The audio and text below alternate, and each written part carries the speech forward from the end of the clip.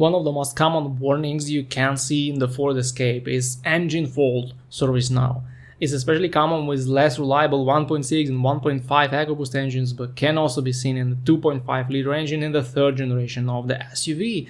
Even though you can find some quite confident forum posts or videos on YouTube claiming they certainly know what the problem is, this is a very generic light that's just like the check engine light, but also embraces a larger number of issues that are connected with engine management, fuel supply, and emission systems.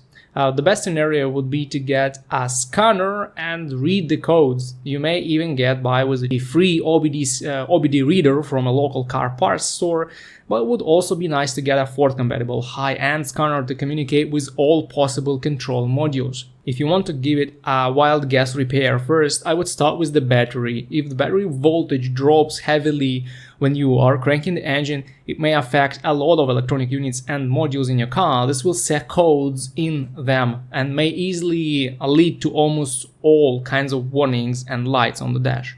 So load testing or just charging the 12-volt battery would be a very good idea before you pay for any inspections. Also, a loose fuel cap would easily cause this message, so you'd better retighten it before you continue with any more expensive inspections. Actually, the EVAP system is a very common culprit for the engine fault service now warning.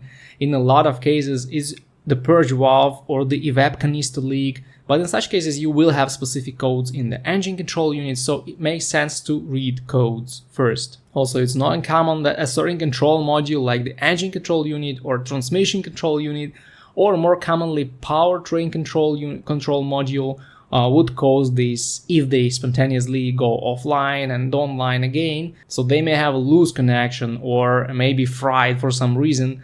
PCM modules are known to be faulty in this generation of the Ford Escape, but of course installing and programming them as well as diagnosing their problem is not a DIY thing, and even independent mechanics won't help much since there is a lot of programming involved in this task. Also, this generation of vehicles has EGR valves, and they are massively faulty these days given their age, so cleaning or replacing them may be a good idea if you see any EGR related codes during inspection. Many owners just keep driving their Escapes when they see this warning, since it's intermittent and may pop up every other time you start the car and then reset on its own.